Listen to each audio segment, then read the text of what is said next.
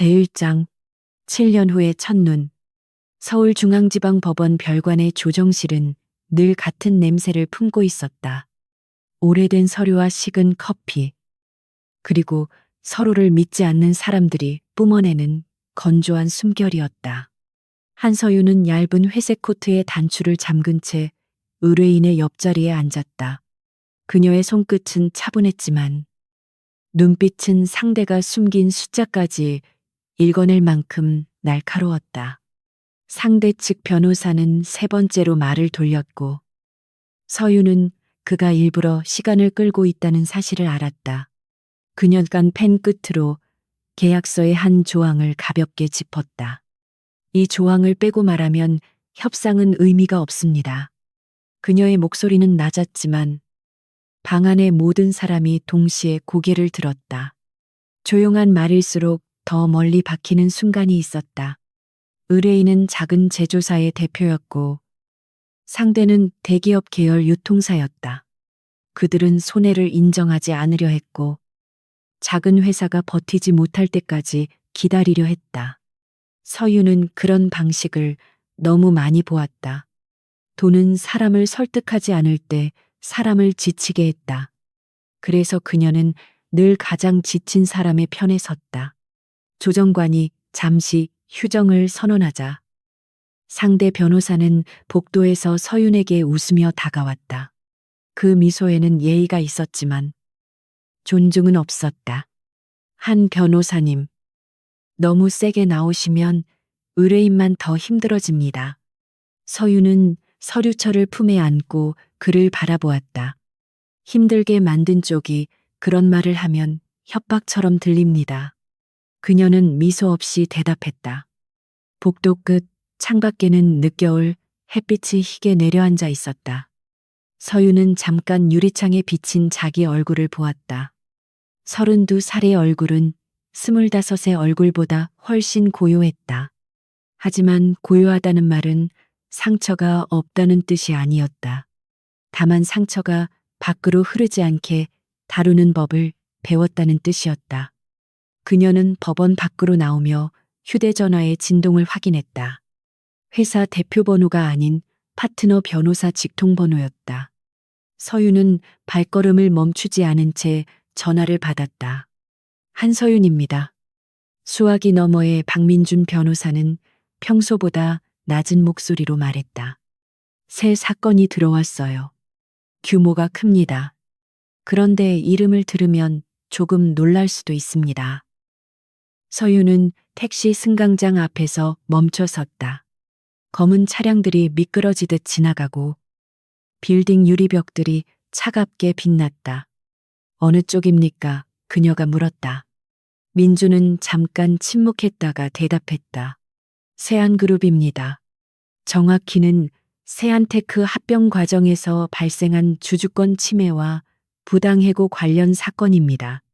그 이름이 들리는 순간 서윤의 손가락이 미세하게 굳었다. 세안이라는 두 글자는 그녀가 오래 묻어둔 도시의 일부였다. 스스로는 잊었다고 믿었지만 몸은 언제나 먼저 기억했다. 그녀는 눈을 감지 않았고 숨도 흐트러뜨리지 않았다. 자료 보내주세요. 이해관계 충돌 여부부터 확인하겠습니다. 그녀는 평온하게 말했다. 민주는 그녀의 침묵을 알아챈 듯 조심스럽게 덧붙였다. 괜찮겠어요. 서윤 씨. 서윤은 대답하기 전에 아주 짧게 하늘을 올려다보았다. 하늘은 회색이었고 7년 전 그날도 이렇게 빛이 없었다. 사건은 사건입니다. 그녀가 말했다. 제가 개인적으로 피해야 할 이유가 있다면 제가 먼저 말씀드릴게요. 전화를 끊은 뒤에도 그녀는 한참 동안 휴대전화를 내려다보았다. 화면에 비친 자신의 얼굴은 여전히 무표정했다. 사무실로 돌아온 서윤은 점심도 거른 채 회의실에 앉아 자료를 읽었다. 세안테크는 세안그룹의 핵심 인공지능 계열사였고 최근 계열 합병을 통해 지배구조를 정리하고 있었다. 그 과정에서 소액 주주들의 의결권이 무력화되었고 영구직 인력 상당수가 구조조정 명목으로 밀려났다. 서류는 숫자로 가득했지만 숫자 뒤에는 밀려난 삶들이 있었다. 그녀는 계약서, 이사회 의사로, 주주총회 통지문을 차례로 펼쳐놓았다. 문제는 노골적이지 않았다. 대기업의 위법은 늘 우아하게 포장되어 있었다. 합법의 모양을 빌리고 절차의 언어를 입고 책임자를 흐릿하게 만드는 방식이었다. 서유는 그런 문장들 사이에서 빠진 날짜와 과하게 정돈된 표현을 찾아냈다. 잘 감춘 흔적은 때로 가장 큰 증거가 되었다. 민준이 회의실 문을 두드리고 들어왔을 때 서유는 이미 포스트잇으로 벽 한쪽을 채우고 있었다. 그는 커피 2잔을 내려놓으며 말했다. 역시 빠르네요. 그런데 상대가 직접 면담을 요청했습니다. 서유는 고개를 들었다. 세안 법무팀입니까? 민주는 서류 한 장을 그녀 앞에 밀었다. 아닙니다. 대표이사실입니다. CEO가 직접 보겠다고 합니다. 그 순간 서윤의 시선이 종이 위 이름에 멈췄다.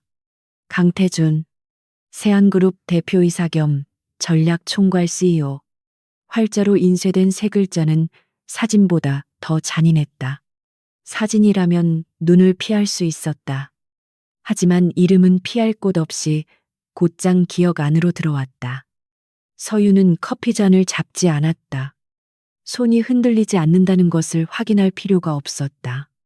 민주는 그녀의 표정을 살피며 조심스럽게 물었다. 아는 사람입니까?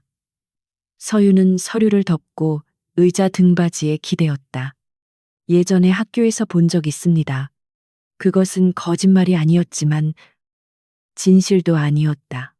한때 그녀는 그와 같은 강의실에서 공부했고, 같은 우산 아래 뛰었고, 같은 미래를 믿었다. 하지만 법정에서 진실은 언제나 필요한 만큼만 말해졌다. 면담 일정은 다음 날 오전 10시로 잡혔다. 서유는 밤늦게까지 사무실에 남아 쟁점을 정리했다. 창밖으로 강남의 불빛들이 하나씩 희미해졌지만 그녀의 책상 위 램프는 꺼지지 않았다. 그녀는 개인적인 기억을 사건 파일에서 분리하려 했다. 감정은 증거가 아니었고 그리움은 법적 논거가 아니었다. 그것이 그녀가 살아남은 방식이었다.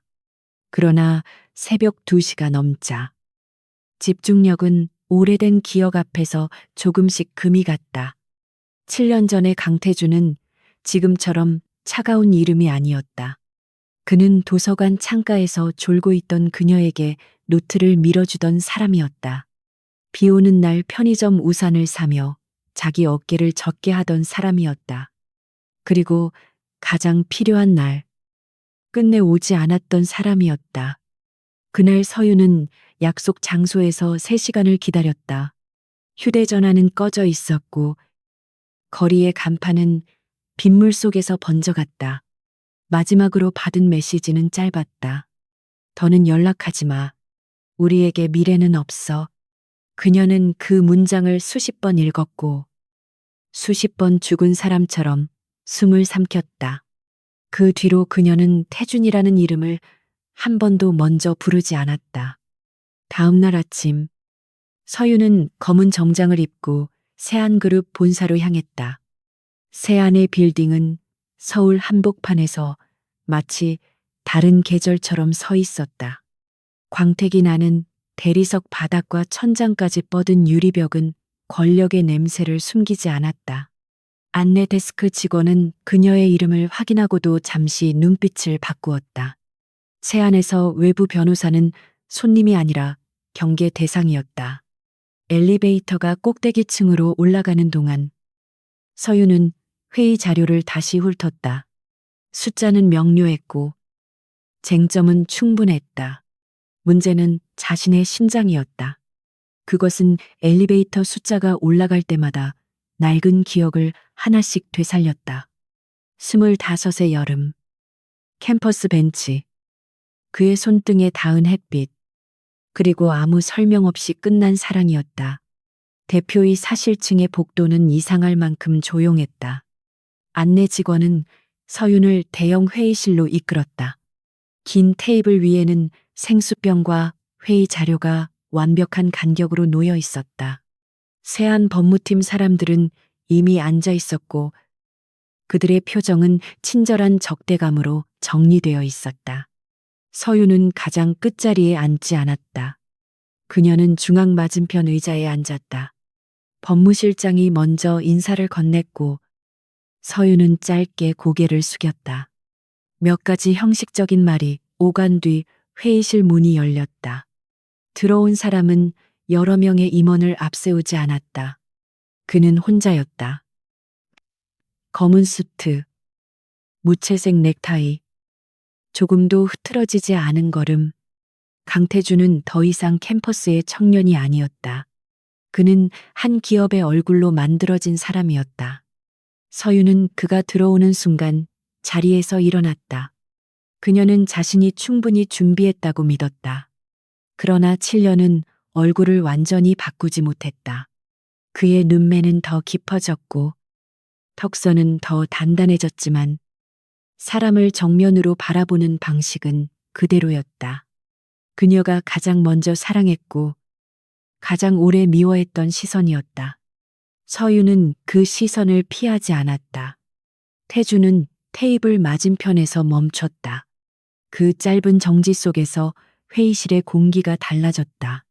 그는 법무실장이 건네는 설명을 듣지 않는 듯했다.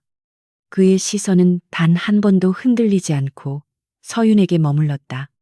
누군가 의자를 빼는 소리가 들렸고 누군가 기침을 삼켰다. 서윤은 손에 든 서류철의 모서리를 엄지로 눌렀다. 강태준 대표입니다. 그가 낮은 목소리로 말했다. 회의실 사람들은 당연한 소개라고 생각했을 것이다. 하지만 서윤에게 그 목소리는 너무 오래 닫아둔 문을 여는 소리였다. 그녀는 고개를 숙이지 않고 대답했다. 한서윤 변호사입니다. 이름 두 개가 회의실 중앙에서 부딪혔다. 아무도 그 충돌의 의미를 알지 못했다. 태준의 얼굴에는 놀라움이 없었다. 그것이 서윤을 더 불편하게 만들었다. 그는 마치 어제 헤어진 사람을 오늘 다시 만난 듯 침착했다. 서윤은 그 침착함을 오만으로 해석하려 했다. 그래야만 마음이 단순해질 수 있었다. 그는 이미 잊었을 것이다. 이름 정도는 자료에서 봤을 것이고 얼굴도 언론 사진으로 확인했을 것이다. 법무실장이 사건 쟁점을 설명하기 시작하자 서윤은 곧바로 질문을 던졌다. 합병 비율 산정 과정에서 외부 평가기관 두 곳의 의견이 왜 같은 날 수정됐습니까? 그녀의 목소리는 정확했고 감정의 흔적은 없었다. 법무실장은 예상하지 못한 질문에 자료를 넘겼다. 태주는 말없이 그녀를 보았다. 그의 침묵은 방어가 아니라 관찰에 가까웠다. 서윤은 두 번째 질문을 이어갔다. 구조조정 대상자 명단이 주주총회 이전에 확정된 정황도 있습니다. 그녀는 서류 한 장을 테이블 위로 밀었다. 그렇다면 합병 후 효율화라는 설명은 사후 명분일 가능성이 큽니다. 법무팀의 표정이 굳었다. 회의는 시작된 지 10분 만에 협상이 아니라 신문처럼 변했다. 태주는 그제야 입을 열었다. 한 변호사님은 여전히 핵심부터 찌르는군요. 회의실의 시선이 두 사람 사이로 모였다. 서윤은 눈꺼풀 하나 움직이지 않았다. 여전히 일하는 표현은 부적절합니다. 오늘이 대표님과 제 첫 공식 면담입니다. 그녀의 대답은 차가웠고 완벽하게 공적인 문장이었다. 태준의 입가에 아주 희미한 그림자가 지나갔다. 공식적으로는 그렇습니다. 그가 말했다. 그 짧은 문장 때문에 서윤의 심장이 한 박자 늦게 뛰었다. 법무실장은 두 사람의 기묘한 분위기를 눈치챘지만 끼어들지 못했다. 서윤은 펜을 내려놓고 자료를 정리했다. 세안 측이 자료 제출을 거부한다면 저희는 가처분과 형사 고발 가능성까지 검토하겠습니다. 그녀는 일부러 더 단단하게 말했다. 회의는 예정보다 빨리 끝났다.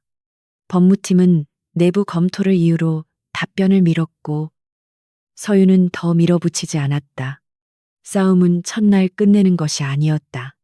상대가 무엇을 숨기는지 확인하는 것만으로 충분했다.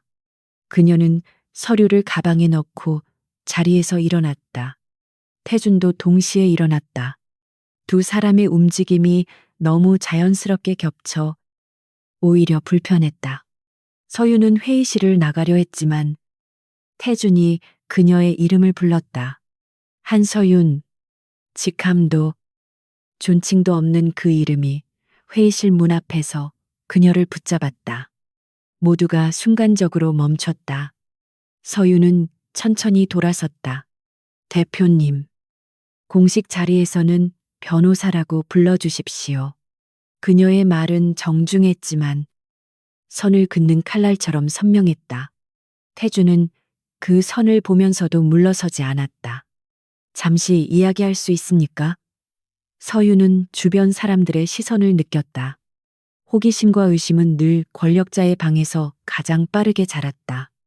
그녀는 짧게 숨을 들이마셨다. 사건과 관련된 내용이면 제 사무실로 공문을 보내십시오. 태준의 눈빛이 아주 작게 어두워졌다. 그러나 그는 고개를 끄덕이지 않았다. 사건과 관련 없는 내용입니다. 그가 말했다. 서윤은 그 문장을 듣는 순간 웃고 싶어졌다. 사건과 관련 없는 내용은 그들 사이에 더 위험했다. 그녀는 가방끈을 고쳐 잡았다. 그렇다면 더더욱 들을 이유가 없습니다. 그녀는 문을 열고 나갔다. 뒤에서 그의 목소리가 다시 들렸다. 나는 너를 못 알아본 적이 없어. 복도는 넓었지만 그 말은 피할 곳 없이 따라왔다. 서윤은 걸음을 멈추지 않았다. 멈추면 무너질 것 같았다. 7년 동안 그녀가 믿어온 결론은 단순했다. 그는 그녀를 버렸고 그녀는 살아남았다. 그런데 그가 너무 쉽게 기억을 꺼내 들었다. 마치 그녀 혼자만 잊으려고 애쓴 사람처럼 보이게 만들었다. 엘리베이터 앞에서 기다리는 동안 서윤은 손바닥에 손톱 자국이 남은 것을 보았다. 그녀는 천천히 손을 폈다. 안내 직원이 곁에서 조심스럽게 서 있었지만 아무 말도 하지 않았다. 엘리베이터 문이 열리고 서윤은 안으로 들어갔다. 문이 닫히기 직전 복도 끝에 선 태준의 모습이 보였다. 그는 여전히 그녀만 보고 있었다. 사무실로 돌아온 뒤에도 서윤은 회의 내용을 정리하는 데 실패했다. 보고서 첫 문장은 3번이나 지워졌다. 그녀는 마침내 의자를 밀고 일어나 탕비실로 갔다. 커피 머신에서 나오는 물소리가 이상하게 멀었다. 민준이 뒤따라와 낮게 물었다. 무슨 일이 있었습니까? 서윤은 컵을 내려놓았다. 상대가 생각보다 더 많은 것을 알고 있습니다. 민주는 그녀의 말이 사건만을 뜻하지 않는다는 것을 알아차린 듯 했다. 그러나 그는 캐묻지 않았다. 그것이 서윤이 그를 신뢰하는 이유였다. 그럼 더 조심해야겠네요. 그가 말했다. 서윤은 고개를 끄덕였다. 자료 제출 요구서를 오늘 안에 보내겠습니다. 그녀는 다시 변호사의 얼굴을 되찾았다. 감정은 퇴근 후에도 처리할 수 있었다. 그날 저녁 세안그룹 대표이사실에는 회의실보다 더 깊은 침묵이 내려앉아 있었다. 강태주는 책상 앞에 앉아 있었지만 서류를 읽지 못했다. 그는 유리창 너머 도시의 불빛을 바라보다가 천천히 서랍을 열었다. 가장 안쪽 칸에는 낡은 만년필 하나가 들어 있었다. 은색 클립은 조금 긁혀 있었고 검은 몸체에는 작은 흠집이 있었다. 그 만년필은 서윤이 사법시험 2차를 준비하던 시절 그에게 준 선물이었다. 비싼 물건은 아니었다. 그녀는 중고 서점 아르바이트비를 모아 샀다고 했다. 나중에 네가 정말 중요한 계약서에 서명할 때 써. 그녀는 그렇게 말하며 웃었다. 태주는 그 웃음을 잊어본 적이 없었다. 잊으려고 할수록 기억은 더 선명해졌다. 그는 만년필 뚜껑을 열고 오래된 펜촉을 바라보았다. 잉크는 말라 있었지만 손에 쥔 감각은 그대로였다. 오늘 회의실에 들어선 순간 그는 그녀를 바로 알아보았다. 달라진 머리 길이도 더 차가워진 말투도 아무 의미가 없었다. 사람은 어떤 얼굴을 시간이 지운다고 믿지만 진짜 기억은 시선의 온도에 남았다. 태주는 책상 위 사건 파일을 펼쳤다. 한서윤이라는 이름이 담당 변호사 칸에 적혀 있었다. 그는 그 이름을 손끝으로 한 번 누르고 곧바로 손을 거두었다. 접촉조차 허락되지 않는 이름처럼 느껴졌다. 비서실에서 전화가 왔지만 그는 받지 않았다. 오늘은 어떤 보고도 들을 수 없었다. 과거가 현재보다 더 큰 소리로 말하고 있었다. 한편 서윤은 집으로 돌아와 코트를 벗지도 못한 채 현관에 오래 서 있었다. 작은 오피스텔은 늘처럼 조용했다. 책장에는 법률서와 사건 기록이 빽빽했고 냉장고에는 거의 아무것도 없었다. 그녀는 불을 켜지 않은 채 거실로 들어갔다. 창밖의 네온이 바닥에 희미하게 흔들렸다. 그 흔들림이 오래전 빗물처럼 보였다. 그녀는 가방에서 새한 사건 파일을 꺼냈다. 표지 위에 회사 로고가 차갑게 빛났다. 서윤은 손끝으로 로고를 누르며 스스로에게 말했다. 이건 사건이야. 그러나 마음속 다른 목소리는 그 말을 믿지 않았다. 사건은 증거로 끝나지만 사람은 기억으로 다시 시작된다. 그리고 강태주는 오늘 그녀의 가장 오래된 기억을 다시 열었다. 잠들기 전 서윤은 회의실에서 들은 마지막 문장을 다시 떠올렸다. 나는 너를 못 알아본 적이 없어. 그 말은 사과도 아니었고 설명도 아니었다. 오히려 더 잔인한 고백이었다. 왜냐하면 알아봤다면 외면한 것이고 기억했다면 버린 것이기 때문이었다. 그녀는 베개 옆에 놓인 휴대전화를 뒤집었다. 다시는 그 이름에 흔들리지 않겠다고 다짐했다. 그러나 같은 시각 태주는 대표이사실에서 만년필을 다시 서랍에 넣지 못하고 있었다. 그는 오래된 펜을 손에 쥔 채 낮은 목소리로 말했다. 서윤아, 이번에는 내가 늦지 않을게. 아무도 듣지 못한 말이었다. 하지만 도시의 불빛 아래 7년 동안 닫혀있던 이야기는 이미 다시 움직이고 있었다. 제2장 봉인된 파일. 한서윤은 다음날 아침 가장 먼저 세안테크 합병 관련 공시 자료를 다시 열었다. 전날 회의에서 강태준의 시선은 계속 머릿속에 남아 있었지만 그녀는 그 기억을 사건 표지 아래 눌러두었다. 감정이 법률 검토의 순서를 바꾸게 두는 순간 상대는 가장 약한 지점을 찾아낼 것이었다. 그녀는 커피 한 잔을 시키며 날짜와 결제선을 차례로 대조했다. 문제의 시작은 합병 비율 산정 보고서가 아니었다. 그것은 보고서가 작성되기 석 달 전 세안그룹 전략기획실에서 만들어진 내부 검토 문건이었다. 문건 번호는 다른 자료 안에서 단 한 번 언급되었고 첨부 목록에서는 빠져 있었다. 보통 실수라면 흔적이 더 어수선해야 했다. 그러나 이 누락은 너무 깨끗했고 깨끗한 누락은 대개 누군가의 의도였다. 서윤은 해당 문건의 제목을 메모지에 적었다. 세안테크 구조 개편 사전 위험 평가 보고서. 이름만 보면 평범한 경영 자료였지만 작성 시점이 지나치게 빨랐다. 그 보고서가 실제로 존재한다면 세안은 합병 전부터 인력 감축과 주주권 제한을 계획했다는 뜻이었다. 그러면 그들이 내세운 합병 후 효율화라는 명분은 법정에서 오래 버티기 어려웠다. 박민주는 맞은편에서 노트북을 열어놓고 관련 판례를 검토하고 있었다. 그는 서윤이 같은 줄을 3번 읽는 것을 보고 조용히 물었다. 그 문건이 핵심입니까? 서윤은 메모지를 그의 쪽으로 밀었다. 핵심일 가능성이 큽니다. 그런데 세안 자료실 목록에는 존재하지 않는 문건처럼 처리되어 있어요. 민주는 화면을 내려다보다가 미간을 좁혔다. 봉인된 파일일 수도 있겠군요. 그가 말했다. 서윤은 그 표현이 마음에 들지 않았지만 정확하다는 것을 인정했다. 대기업 내부에서 봉인된 파일은 삭제된 파일보다 더 위험했다. 삭제는 흔적이 남고 봉인은 권한이 남았다. 누가 접근할 수 있고 누가 접근하지 못하게 막았는지가 곧 권력의 지도였다.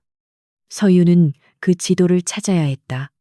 그녀는 세안 법무팀에 추가 자료 제출 요구서를 보냈다.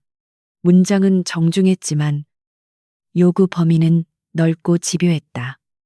이사회 사전보고 자료, 전략기획실 이메일 로그, 합병 비율 산정 전 내부 검토 보고서, 인력 재배치 계획안까지 포함했다. 법무팀이 거절하면 가처분 신청의 명분이 생기고 일부만 제출하면 빠진 부분이 더 선명해질 것이었다. 오후 3시가 조금 넘었을 때 세안 측에서 예상보다 빨리 답이 왔다. 공식 답변서는 아직 준비 중이지만 대표이사실 주관으로 비공개 협의를 제안한다는 내용이었다. 장소는 세안그룹 본사 아래층에 있는 VIP 회의실이었다. 민주는 메일을 읽고 서윤을 바라보았다. 대표이사실 주관이면 강태준 대표가 또 직접 나온다는 뜻일 겁니다. 서윤은 화면을 닫으며 짧게 고개를 끄덕였다. 나오겠죠? 어제도 실무진에게만 맡길 생각은 없었던 것 같으니까요. 민주는 그녀의 표정을 살폈지만 이번에도 깊게 묻지 않았다. 제가 같이 가겠습니다. 서윤은 잠시 생각한 뒤 말했다. 좋아요. 회의록은 당신이 잡아주세요. 저는 상대가 말하지 않는 쪽을 보겠습니다. 비공개 협의는 다음 날 오전으로 잡혔다. 회의실은 전날보다 작았고 창문도 없었다. 벽에는 흡음재가 두껍게 붙어 있었고 테이블 중앙에는 녹음 금지 안내문이 놓여 있었다. 세안 법무실장은 자료를 3장만 준비했고 서윤은 그 빈약함을 보는 순간 상대의 전략을 알았다. 그들은 정보를 주려는 것이 아니라 그녀가 무엇을 아는지 확인하려 했다. 강태준은 회의 시작 5분 뒤에 들어왔다. 그는 전날처럼 완벽하게 단정했지만 눈 밑에 아주 옅은 피로가 남아 있었다. 서윤은 그 변화를 보자마자 스스로를 꾸짖었다. 피로를 알아보는 것은 변호사의 일이 아니었다. 상대의 표정에서 의미를 읽되 마음이 먼저 번역하게 두면 안 되었다. 그녀는 자료처를 열고 곧장 질문으로 들어갔다. 세안테크 구조 개편 사전 위험 평가 보고서를 제출해 주십시오. 서윤의 첫 문장은 인사말보다 빨랐다. 법무실장은 기다렸다는 듯 대답했다. 해당 제목의 문건은 공식 제출 대상 자료 목록에 없습니다. 서윤은 펜을 내려놓지 않았다. 존재하지 않는다고 말한 건 아니시네요. 회의실에 짧은 침묵이 내려앉았다. 태주는 그 침묵 속에서 그녀를 바라보았다.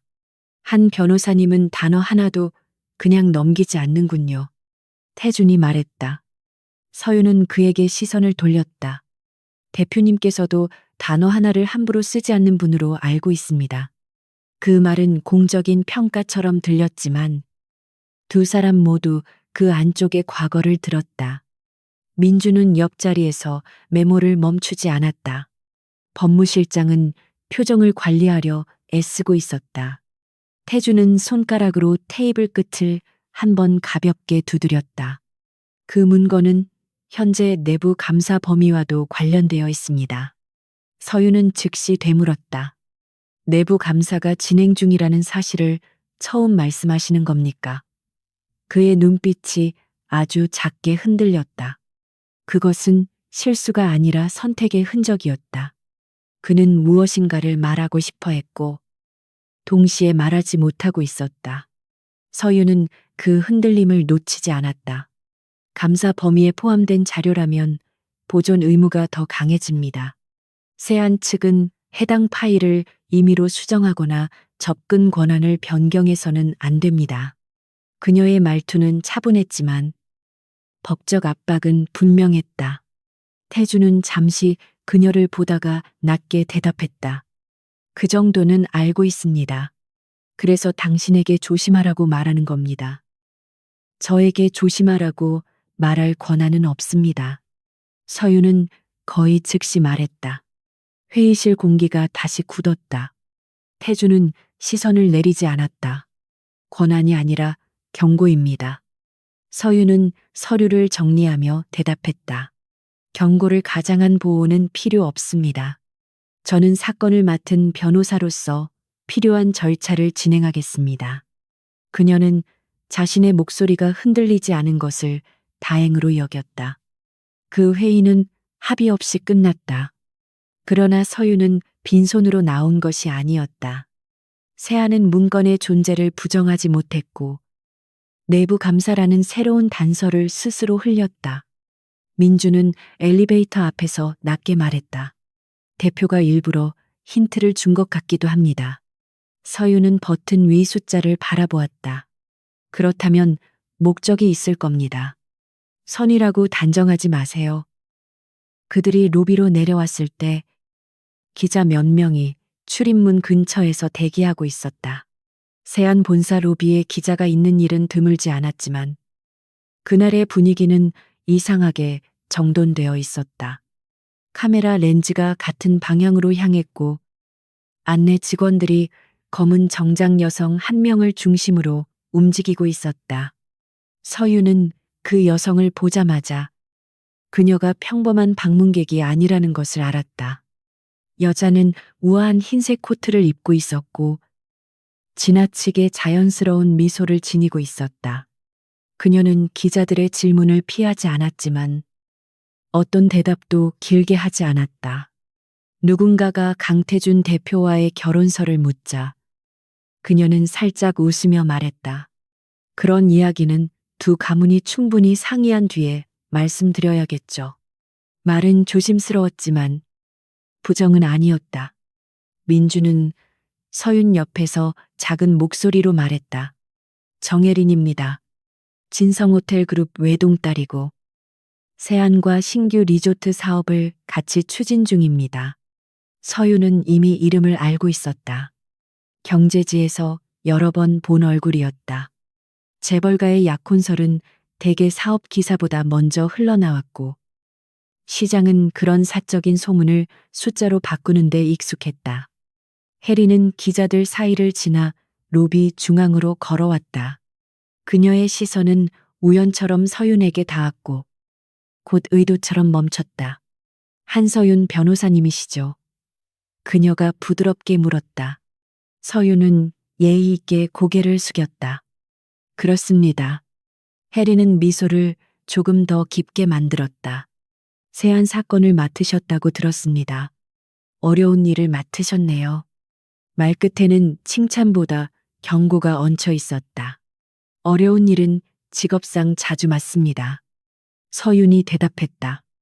해리는 그녀의 얼굴을 천천히 살폈다. 그 시선은 사람을 보는 것이 아니라 가격을 매기는 것처럼 느껴졌다. 태준 씨가 직접 만난다고 해서 조금 놀랐어요. 원래 그런 일에 시간을 쓰는 사람이 아니거든요. 서유는 그 이름이 너무 친근하게 불리는 것을 들으며 마음이 잠깐 차가워지는 것을 느꼈다. 대표이사의 시간 사용은 제가 평가할 문제가 아닙니다. 서유는 담담하게 말했다. 해리는 웃으며 한 걸음 가까이 다가왔다. 그렇죠. 변호사님은 사건만 보시면 되겠네요. 그 말은 공손했지만 선을 긋는 방식은 명확했다. 당신은 이 안의 사람이 아니라는 뜻이었다.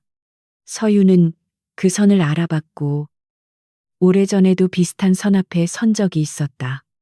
그날 저녁 세안과 진성호텔의 전략적 제휴기사가 포털 메인에 올랐다. 사진 속 강태준과 정혜리는 나란히 서 있었고 제목은 결혼서를 교묘하게 암시했다. 서유는 사무실에서 그 기사를 몇 초만 보고 창을 닫았다. 그녀는 질투라는 단어를 자기 안으로 들이지 않았다. 질투하려면 아직 원하는 것이 있어야 했고 그녀는 더 이상 아무것도 원하지 않는다고 믿었다. 그러나 믿음은 밤이 깊어질수록 약해졌다.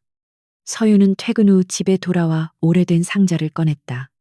이사할 때마다 버리겠다고 생각했지만 끝내 버리지 못한 낡은 종이 상자였다. 그 안에는 대학 시절 노트와 합격 발표 날의 신문 조각, 그리고 7년 전 그녀의 삶을 완전히 바꾼 봉투 하나가 들어 있었다. 봉투는 이미 여러 번 열리고 닫혀 모서리가 달아 있었다. 그녀는 봉투 안에서 사진 3장을 꺼냈다. 첫 번째 사진에는 강태준이 한 여성과 호텔 로비에서 함께 서 있었다. 두 번째 사진에는 그 여성이 그의 팔을 붙잡고 있었고, 세 번째 사진에는 두 사람이 검은 차량에 함께 타는 장면이 담겨 있었다. 사진 뒤에는 날짜가 적혀 있었다. 그날은 서윤이 태준과 미래를 약속하기로 한 하루 전이었다. 봉투에는 짧은 메시지도 들어 있었다. 강태준은 당신을 선택하지 않습니다. 이 문장은 7년 동안 그녀의 기억을 지배했다. 그 다음 날 태준에게서 도착한 문자까지 겹치자 모든 것은 완벽한 배신처럼 보였다. 더는 연락하지 마. 우리에게 미래는 없어. 서유는 그 문장을 받은 뒤 세상에서 가장 조용한 방식으로 무너졌다. 그때 그녀는 가난했다. 어머니 병원비는 밀려 있었고 사법시험 공부는 끝이 보이지 않았다. 태주는 세안가의 아들이었고 그의 세계에는 그녀가 모르는 규칙이 너무 많았다. 그래도 그는 늘 말했었다. 나는 네가 있는 쪽으로 갈 거야. 25의 서유는 그 말을 믿었다. 그래서 그가 오지 않았을 때 믿음의 무게만큼 깊게 떨어졌다. 그날 밤 서유는 약속 장소였던 한강 근처 카페에서 3시간을 기다렸다. 비는 계속 내렸고 카페 직원은 조심스럽게 마감 시간이 되었다고 말했다.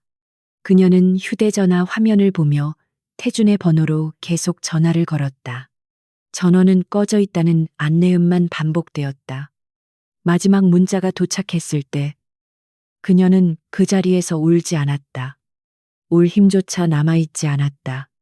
다음 주 서유는 서울을 떠났다. 지방연수원 숙소로 들어가며 휴대전화 번호를 바꾸었고 태준과 관련된 모든 연락처를 지웠다. 하지만 사람은 번호를 지운다고 기억까지 지우지 못했다.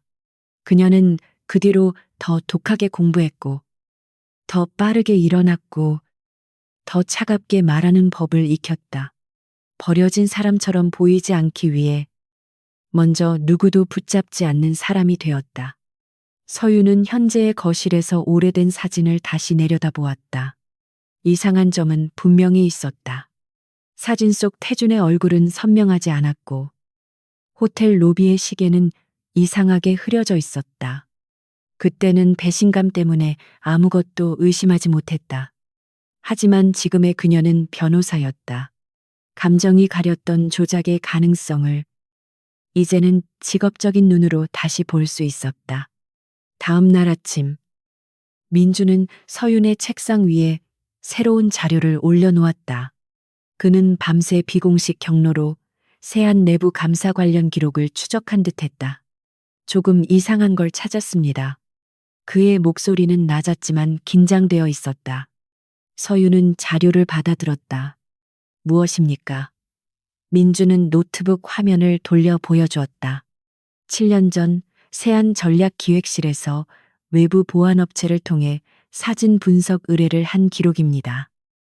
서윤의 손끝이 굳었다. 사진 분석이라면 어떤 사진입니까?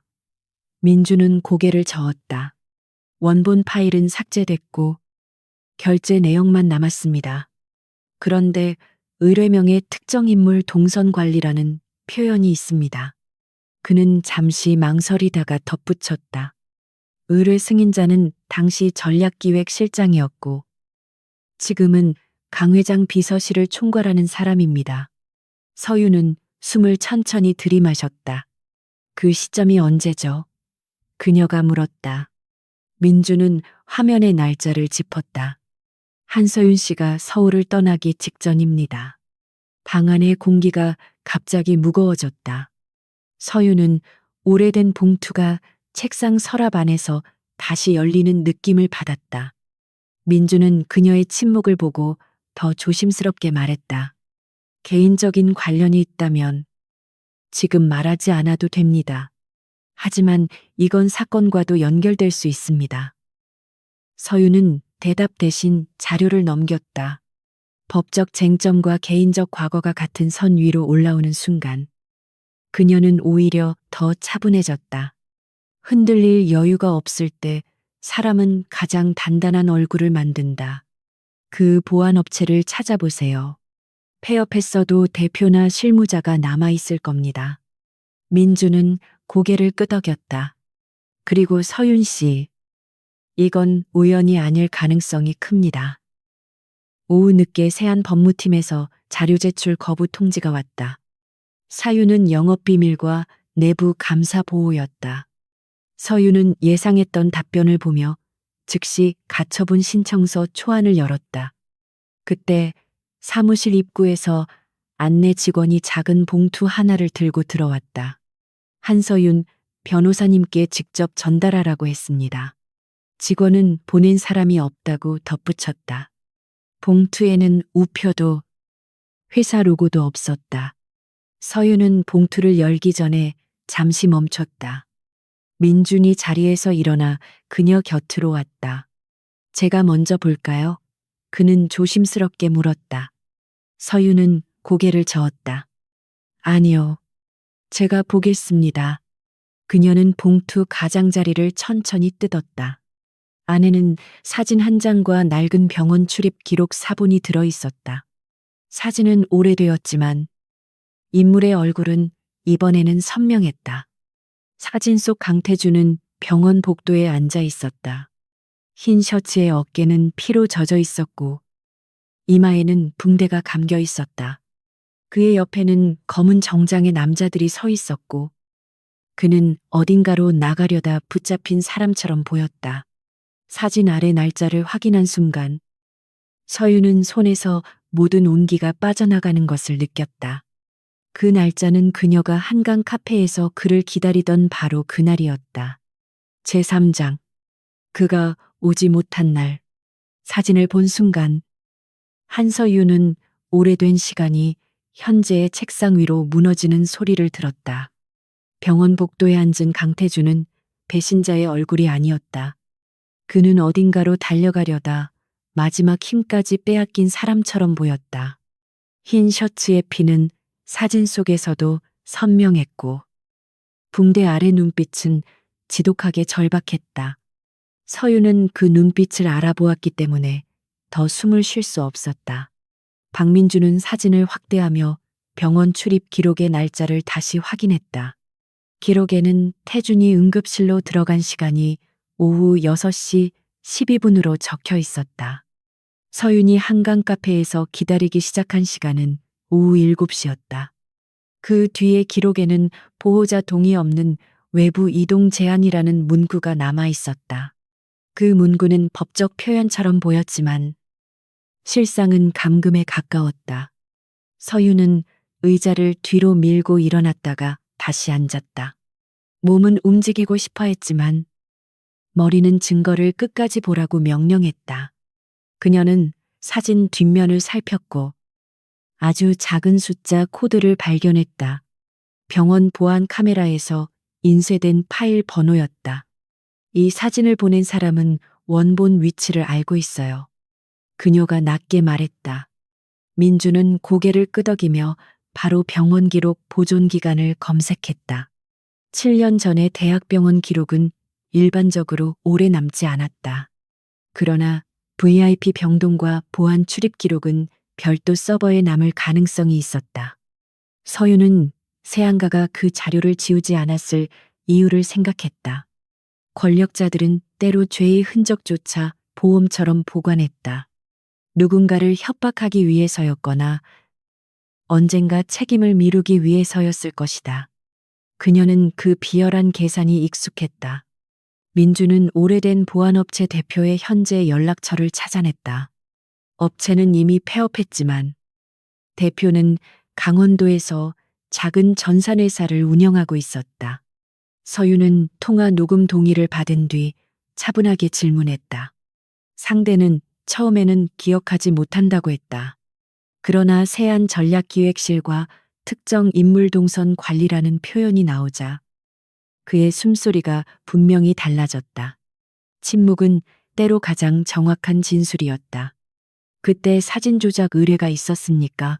서윤이 물었다. 수학이 넘어 남자는 한참 뒤에야 대답했다. 사진 합성이라기보다 맥락을 바꾸는 작업이었습니다. 그는 떨리는 목소리로 말했다. 호텔 로비 사진은 다른 날 촬영된 장면을 같은 날짜처럼 보이게 편집한 것이었다. 차량 사진도 각도를 바꾸고 시간 정보를 삭제했다. 서윤의 손끝은 차가웠지만 목소리는 이상하게 안정되어 있었다. 그 자료를 증언할 수 있습니까? 그녀가 물었다. 남자는 바로 대답하지 못했다. 세안이라는 이름은 7년이 지나도 사람을 겁먹게 했다. 민주는 서윤 옆에서 메모를 멈추지 않았다. 남자는 결국 원본 파일 일부와 당시 결제 내역을 보관하고 있다고 말했다. 그는 양심 때문이라고 했지만 서윤은 두려움과 보험이 섞인 말이라는 것을 알았다. 통화가 끝난 뒤 서윤은 오래된 사진 3장을 책상 위에 나란히 놓았다. 7년 동안 그녀를 부순 증거는 이제 누군가가 만든 거짓말의 껍질로 보였다. 그 사실은 안도보다 먼저 분노를 불러왔다. 만약 사진이 거짓이었다면 문자도 거짓일 수 있었다. 더는 연락하지 말라는 그 잔인한 문장조차 태준의 손에서 나온 말이 아닐 수 있었다. 그날 오후 강태준에게서 처음으로 직접 연락이 왔다. 발신자 이름은 저장되어 있지 않았지만 번호의 끝자리는 그녀가 기억하던 것과 같았다. 서윤은 휴대전화를 오래 바라보다가 전화를 받았다. 한서윤입니다. 수화기 너머에서 잠깐 숨이 멈추는 듯 했다. 나를 만나줘. 태준의 목소리는 낮았고 CEO의 말투가 아니라 오래전의 청년에 가까웠다. 서윤은 눈을 감지 않았다. 사건과 관련된 내용입니까? 그녀는 일부러 그 문장을 선택했다. 태준은 잠시 침묵하다가 대답했다. 사건과도 관련 있고 우리와도 관련 있어. 그 말은 위험했다. 그녀가 가장 피하고 싶던 두 단어가 같은 문장 안에서 만났다.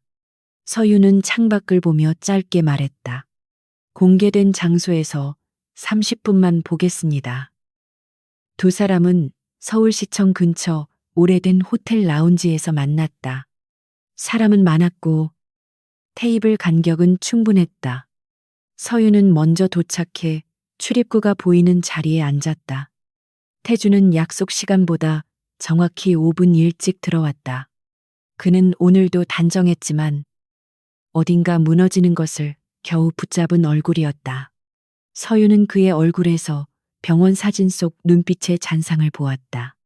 태준은 앉자마자 말하지 않았다. 그는 테이블 위에 작은 USB를 내려놓고 서윤의 손가락이 그것을 보도록 기다렸다. 7년 전 병원 기록과 보안실 출입 명단이야. 그가 말했다. 서윤은 USB를 잡지 않았다. 왜 이제야 줍니까? 그녀의 목소리는 얇게 얼어 있었다. 태준은 대답하기 전에 아주 천천히 숨을 골랐다. 그때 나는 너에게 갈 수 없었어.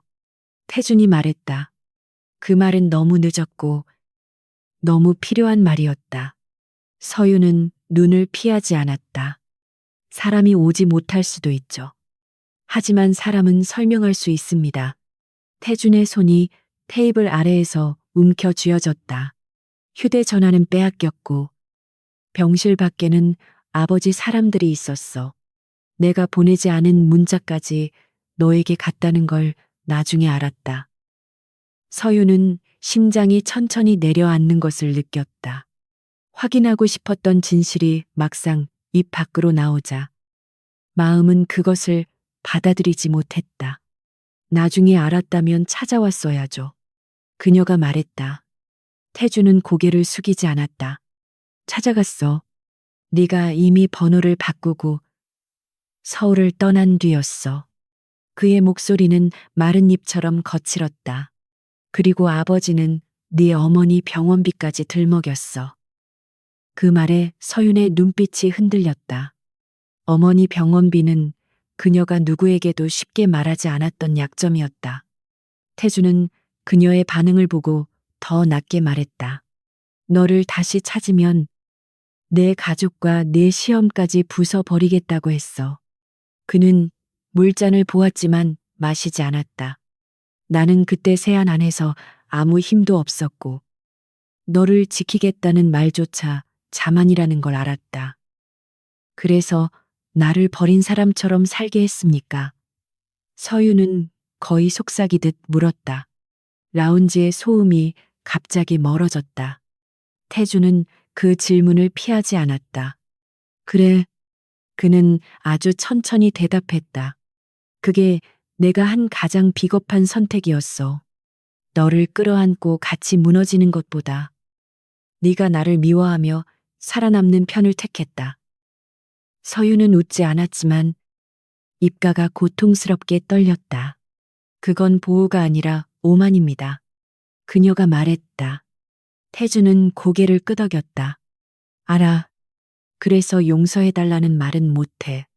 그는 USB를 그녀 쪽으로 조금 더 밀었다. 하지만 이번 사건은 네가 끝까지 가야 해. 세아는 7년 전 너에게 했던 일을 지금 직원들과 주주들에게도 하고 있어. 그 말은 서윤을 다시 변호사의 자리로 끌어냈다. 그녀는 USB를 집어들었다. 손끝에 닿은 작은 금속은 이상하게 무거웠다. 이 자료를 주면 대표님도 위험해집니다. 그녀가 말했다. 태주는 아주 희미하게 웃었다. 이미 위험해졌어. 네가 회의실에 들어온 순간부터. 그 말은 고백처럼 들렸지만 서유는 대답하지 않았다. 아직 그에게 줄 말이 없었다. 그들이 헤어진 지 2시간도 지나지 않아 서윤의 로펌 대표실에서 긴급 호출이 왔다. 대표 변호사는 평소에 인자한 표정을 지우고 있었다. 그의 책상 위에는 세안그룹 로고가 찍힌 공문과 여러 언론문의 기록이 놓여 있었다. 한 변호사. 이 사건에서 물러나는 게 좋겠습니다. 그는 첫 문장부터 결론을 말했다. 서유는 예상했지만 가슴이 식는 것을 막지 못했다. 이유를 설명해 주십시오. 서윤이 말했다. 대표는 안경을 벗고 눈가를 눌러 믿다. 세안 측에서 이해관계 충돌을 문제 삼고 있습니다. 당신과 강태준 대표의 과거 관계를 확인해 했습니다. 서윤은 등줄기가 서늘해졌다. 그건 사건의 본질과 무관합니다. 대표는 낮게 한숨을 쉬었다. 무관하다는 걸 법정에서 설명하기 전에 우리 고객들이 먼저 떠날 수 있습니다. 서유는 대표가 두려워하는 것이 정의가 아니라 로펌의 평판이라는 것을 알았다. 그것은 비난하기 쉬운 일이 아니었고, 그래서 더 비참했다. 대표는 조금 더 낮은 목소리로 말했다. 강도연 회장이 직접 연락했습니다.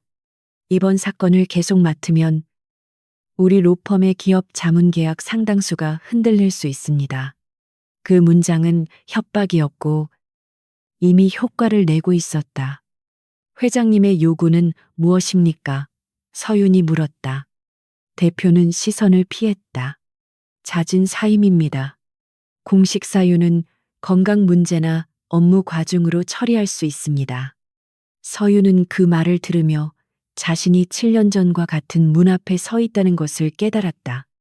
누군가는 또 그녀의 삶을 조용히 정리하려 했다. 이번에도 그녀가 스스로 물러난 것처럼 보이게 만들려 했다. 저는 사임하지 않겠습니다. 서윤은 천천히 말했다. 대표의 얼굴이 굳었다. 감정적으로 판단하지 마세요. 서윤은 자리에서 일어나지 않은 채 그를 똑바로 보았다. 감정 때문에 버티는 것이 아닙니다. 자료 은폐와 부당해고가 확인되는 사건입니다. 그녀는 한 단어씩 또렷하게 말했다. 제가 물러나면 상대는 모든 의혹을 개인 스캔들로 덮을 겁니다. 대표는 더 말하지 못했다. 그러나 그 침묵이 그녀를 지지한다는 뜻은 아니었다. 서윤은 대표실을 나오며 복도 끝 유리창에 비친 동료들의 시선을 보았다. 누군가는 걱정했고 누군가는 이미 거리를 두고 있었다. 법조계에서 의혹은 판결보다 빨랐고 여자 변호사의 사생활은 더 쉽게 사건보다 커졌다. 서윤은 그 시선들을 지나 자기 자리로 걸어갔다. 다음 날 아침 경제지와 연예 매체에 동시에 기사가 올라왔다. 제목은 노골적이었다. 세안 CEO와 담당 변호사의 숨겨진 과거. 약혼설 속 삼각관계 의혹. 기사에는 서윤의 대학 시절 사진과 세안 본사 방문 사진이 함께 실려 있었다. 정혜린 측근의 발언이라는 익명 문장도 들어 있었다. 정식 혼담이 진행되는 상황에서 매우 불쾌한 일입니다. 사무실의 공기는 순식간에 달라졌다. 전화는 계속 울렸고 안내 데스크에는 기자들이 몰려왔다. 일부 의뢰인은 사건 담당 변경을 요구했다. 서윤은 컴퓨터 화면을 끄고 쏟아지는 기사 제목을 더 보지 않았다. 민주는 그녀의 책상 앞에 서서 말했다. 정혜린 쪽에서 흘린 것 같습니다. 타이밍이 너무 정확합니다. 서윤은 차갑게 고개를 끄덕였다. 그녀는 휴대전화에 뜬 모르는 번호들을 모두 무시했다. 그러나 어머니에게서 온 전화만은 받을 수밖에 없었다. 어머니의 목소리는 떨리고 있었다. 서윤아, 뉴스에 내 이름이 나오는데 괜찮은 거니? 그 질문에 서윤은 잠깐 말문이 막혔다. 그녀는 늘 가족에게 괜찮다고 말해왔다. 그 말이 가장 쉬운 거짓말이었기 때문이다. 괜찮아요. 엄마, 사건 때문에 잠깐 시끄러운 거예요. 서윤은 부드럽게 말했다. 어머니는 한참 침묵하다가 낮게 말했다. 그 집안하고 다시 얽히면 안 된다. 그 말은 걱정처럼 들렸지만 어딘가 죄책감의 그림자를 품고 있었다. 서윤은 그것을 지나치지 못했다. 엄마, 7년 전에 혹시 저한테 말하지 않은 일이 있어요. 수학이 넘어 숨소리가 멈췄다. 대답은 오지 않았다. 어머니는 몸이 좋지 않다며 전화를 끊었다. 서윤은 빈 화면을 보며 오래 서 있었다. 사건은 이제 세안의 내부 비리와 7년 전 조작된 이별을 넘어 그녀의 가족 안쪽까지 손을 뻗고 있었다. 그녀는 두려움을 느꼈지만 그 두려움은 더 이상 도망치라는 신호가 아니었다. 이번에는 끝까지 보라는 신호였다. 그날 오후 세안그룹은 갑작스러운 기자회견을 예고했다. 공식 명분은 합병 논란과 제휴사업 관련 입장 발표였다. 그러나 모든 매체는 강태준과 정혜린의 약혼설, 그리고 한서윤 변호사와의 과거 관계를 묻기 위해 몰려들었다. 서윤은 회견장에 가지 않으려 했다. 하지만 태준에게서 짧은 메시지가 왔다. 오늘은 피하지 않겠습니다. 서윤은 사무실 회의실 화면으로 생중계를 보았다. 태준은 수많은 카메라 앞에 혼자 섰다. 옆자리에 정혜리는 없었고 세안 법무실장도 보이지 않았다. 그는 준비된 원고를 내려다보지 않았다. 첫 질문부터 약혼설이었다. 태주는 마이크 앞에서 잠시 침묵했다가 또렷하게 말했다. 정혜린 씨와의 약혼은 사실이 아닙니다. 양가의 사업 논의를 결혼으로 포장한 적도 없습니다. 기자들이 동시에 질문을 쏟아냈다. 태주는 피하지 않았다. 한서윤 변호사와의 과거 관계를 이용해 사건의 본질을 흐리는 행위도 중단해 주십시오. 그의 목소리는 차분했지만 회견장은 더 크게 술렁였다. 서윤은 화면 앞에서 숨을 멈췄다. 태주는 카메라를 정면으로 보며 말했다. 그는 이 사건에서 제가 유일하게 신뢰하는 변호사입니다. 그 문장은 보호가 아니라 선언이었다. 동시에 세안 내부 권력에 대한 정면 도전이었다. 태주는 이어서 합병 관련 자료 보존과 외부 검증 절차에 협조하겠다고 밝혔다. 회견장을 지켜보던 민준이 낮게 욕설을 삼켰다. 이러면 이 사회가 가만히 있지 않을 겁니다. 서윤도 알고 있었다. 태주는 그녀를 믿는다고 말하는 순간 자기 자리를 담보로 내놓은 것이었다.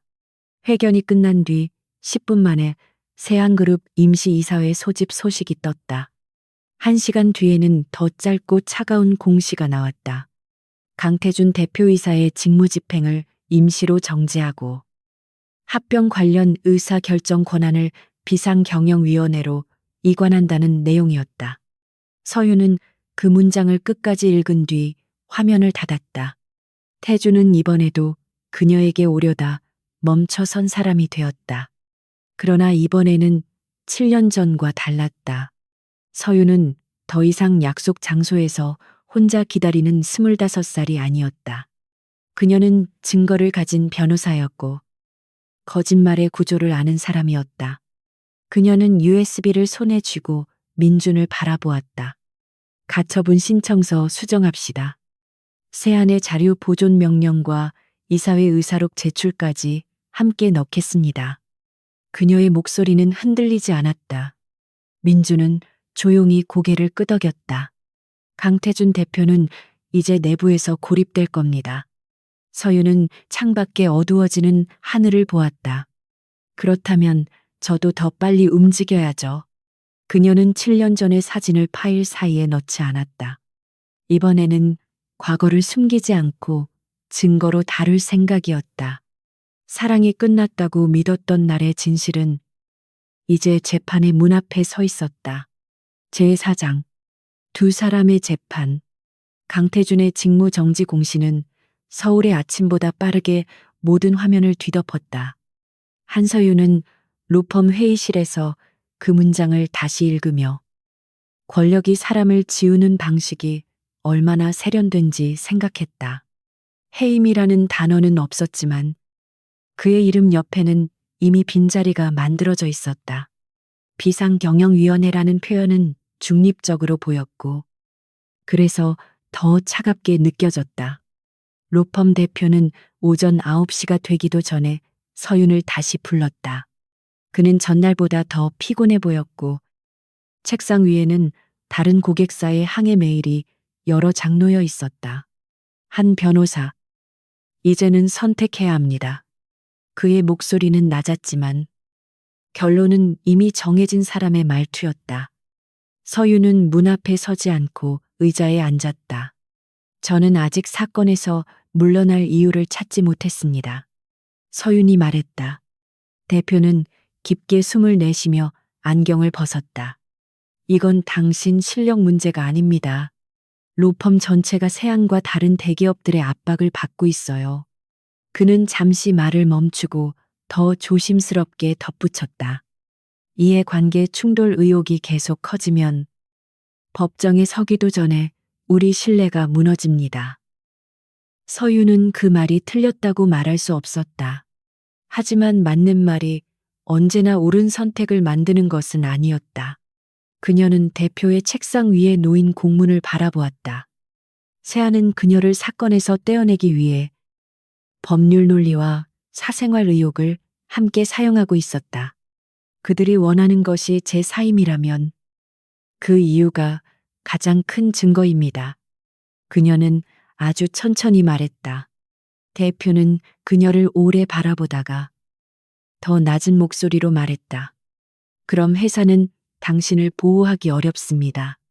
그 문장은 해고보다 정중했고 그래서 더 명확했다. 서유는 잠시 눈을 감지 않고 숨을 골랐다. 7년 전에도 누군가는 그녀에게 조용히 떠나는 길을 권했다.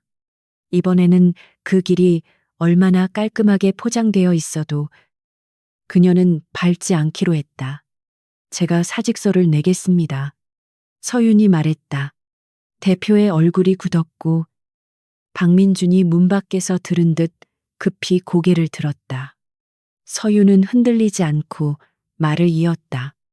다만 사건은 의뢰인 동의를 받아 제 개인 자격으로 계속 맡겠습니다. 로펌에는 더 이상 부담을 주지 않겠습니다. 그녀의 목소리는 차분했지만 방 안의 공기는 오래 닫힌 창문처럼 무거워졌다. 대표는 한동안 아무 말도 하지 못했다. 그는 서윤의 고집이 감정이 아니라 결심이라는 것을 알아본 듯했다. 독립해서 세안을 상대하는 건 무모합니다. 그가 말했다. 서윤은 가방을 집어들며 작게 고개를 끄덕였다. 무모한 일이지만 불가능한 일은 아닙니다. 그녀는 문을 열기 전 마지막으로 덧붙였다. 저는 이번만큼은 먼저 물러나지 않겠습니다. 사무실로 돌아오자 동료들의 시선이 조용히 그녀를 따라왔다. 누군가는 미안한 얼굴을 했고 누군가는 이미 그녀를 위험한 사람처럼 피했다. 민주는 자리에서 일어나 아무 말 없이 상자 하나를 가져왔다. 필요한 자료는 정리해뒀습니다. 그가 말했다. 서유는 그를 바라보며 처음으로 조금 부드럽게 웃었다. 고맙지만 당신까지 위험해질 수 있습니다. 저는 아직 사직서를 낸 적 없습니다. 민주는 담담하게 대답했다. 그러니까 공식적으로는 기록 정리만 돕는 겁니다. 그의 말에는 변호사다운 우애가 있었고 친구다운 고집도 있었다. 서유는 더 말리지 않았다. 사람은 혼자 버티는 법을 배워도 누군가 곁에 서는 순간 숨을 쉬기 쉬워진다. 그녀는 그 사실을 아주 오랜만에 인정했다. 그날 오후 서유는 작은 공유 사무실 하나를 계약했다. 창밖으로는 큰 길이 보였고 방음은 완벽하지 않았으며 회의실 의자는 조금 낡아 있었다. 그러나 책상 하나와 프린터 하나만으로도 싸움은 시작될 수 있었다.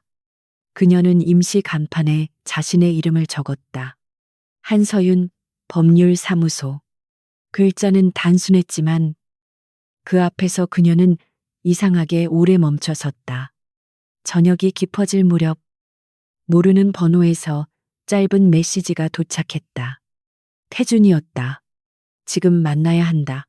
장소는 사람이 거의 없는 종로의 오래된 서점 지하였다. 서유는 잠시 망설였지만 메시지 끝에 적힌 문장 때문에 외투를 집어들었다. 네가 찾는 봉인 파일의 원본을 가지고 있다. 그 문장은 그녀를 움직이게 하기에 충분했다. 서점 지하의 작은 독서실은 폐점 직전이라 조용했다. 태주는 가장 안쪽 테이블에 앉아 있었고 모자를 눌러 쓴 모습이 낯설게 보였다. CEO의 방에서 모든 빛을 받던 남자는 이제 스스로 그림자 속으로 들어와 있었다. 서유는 그의 맞은편에 앉았다. 대표님이 이런 방식으로 움직이면 감시하는 사람들에게 더 의심받습니다. 그녀가 먼저 말했다. 이미 의심받고 있어. 태주는 낮게 대답하며 검은 파일 케이스를 테이블 위에 올렸다. 직무 정지 뒤에 내 접근 권한이 막히기 전에 복사해둔 자료야. 서유는 파일을 바로 열지 않고 그를 바라보았다. 그의 얼굴에는 피로가 깊었지만 이상하게 후회보다 결심이 더 진하게 남아 있었다. 왜 이걸 저에게 줍니까? 그녀가 물었다. 태주는 잠시 침묵하다가 아주 천천히 대답했다. 네가 이길 수 있는 자료니까. 그는 파일 케이스에 잠금 장치를 풀었다. 그리고 내가 더는 아버지의 방식으로 세안을 지키고 싶지 않으니까. 그 말은 경영권 다툼의 문장처럼 들릴 수도 있었다. 그러나 서유는 그 안에 7년 전부터 이어진 오래된 피로가 숨어 있음을 느꼈다. 파일 안에는 세안테크 합병 전 내부 보고서와 회장 비서실 지시 메일이 들어 있었다. 구조조정 대상자 명단은 주주총회보다 한 달 먼저 확정되어 있었고, 소액 주주 의결권을 약화시키는 방식도 구체적으로 적혀 있었다. 더 충격적인 것은 별도 폴더였다. 그 안에는 7년 전 서윤과 태준의 동선을 조사한 기록, 사진 편집 의뢰서, 병원 통제 지시 메모가 있었다. 서윤은 문서 첫 장을 넘기다가 손을 멈췄다. 메모에는 강도연 회장의 결제 표시가 남아 있었다. 지시 내용은 짧고 잔인했다. 관계를 정리시킬 것, 외부 노출 방지, 가족 약점 활용 가능성 검토. 그녀는 그 문장들을 끝까지 읽었고 마침내 7년 동안 자신을 괴롭힌 모호함이 형태를 얻는 것을 보았다. 진실은 위로가 아니라 칼처럼 도착했다. 태주는 그녀의 얼굴을 보고도 쉽게 말을 꺼내지 못했다. 그때 너를 찾지 못한 건 내 책임이야. 그가 낮게 말했다. 서유는 시선을 문서에서 떼지 않았다. 책임을 말하려면 먼저 사실을 끝까지 밝혀야 합니다. 그녀의 목소리는 차분했지만 손끝은 조금 떨렸다. 태주는 그 떨림을 보았고 예전처럼 잡아주려 하지 않았다. 이번에는 기다리는 것이 더 필요했다. 두 사람은 그날 밤 늦게까지 자료를 분류했다. 합병 관련 증거와 7년 전 조작 관련 증거를 분리했고 법정 제출이 가능한 자료와 추가 확인이 필요한 자료를 나누었다.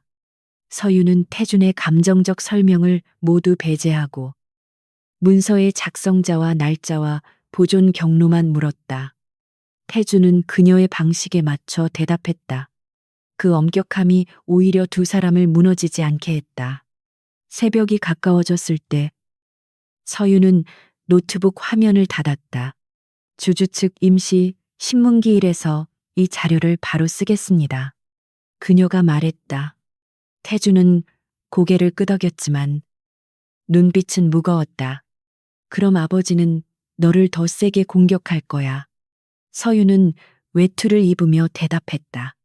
그건 이미 시작됐습니다. 그녀는 잠깐 멈춘 뒤 덧붙였다. 그리고 이제는 저도 도망갈 생각이 없습니다. 며칠 동안 두 사람은 낮에는 각자의 위치에서 움직이고 밤에는 안전한 장소를 옮겨가며 전략을 맞췄다. 서유는 법률 논리를 세웠고 태주는 세안 내부 권한 구조와 이사회 인맥을 설명했다. 때로는 오래된 습관이 두 사람 사이에 조용히 되살아났다.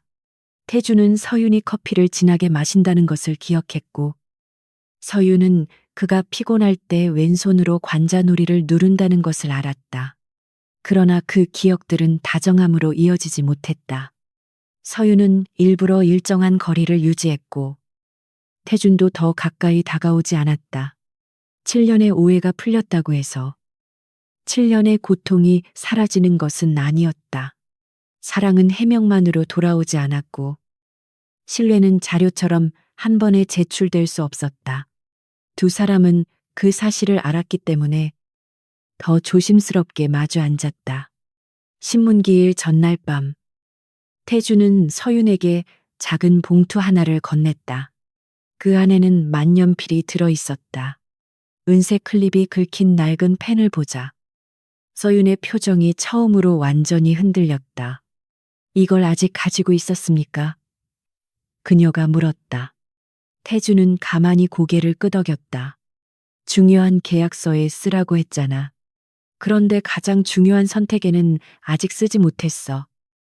서유는 만년필을 손에 올려놓았지만 오래 잡고 있지 않았다. 이건 증거도 아니고 전략도 아닙니다. 그녀가 말했다. 태주는 아주 작게 웃었다. 알아. 그래서 돌려주는 거야. 그의 미소는 짧았고 곧 사라졌다. 네가 다시 가질지 버릴지는 내 선택이야. 서유는 아무 대답도 하지 않았다. 하지만 그날 밤 만년필은 그녀의 가방 안에 남았다. 신문기일 아침. 법원 앞은 기자들로 가득했다. 세안그룹 비상경영위원회 관계자들과 소액 주주 측 사람들이 동시에 들어오며 좁은 계단은 긴장으로 가득 찼다. 서유는 검은 정장 차림으로 걸어갔고 어느 기자의 질문에도 대답하지 않았다. 그녀의 임시 사무소 이름이 적힌 서류철은 아직 낯설었지만 그 낯졸은 약점이 아니라 시작처럼 느껴졌다. 법정 안에서 세안 측 대리인은 먼저 그녀의 자격을 문제 삼았다.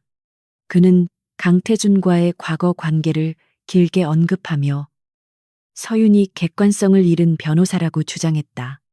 방청석에서 낮은 술렁임이 퍼졌다. 서윤은 잠자코 들었다.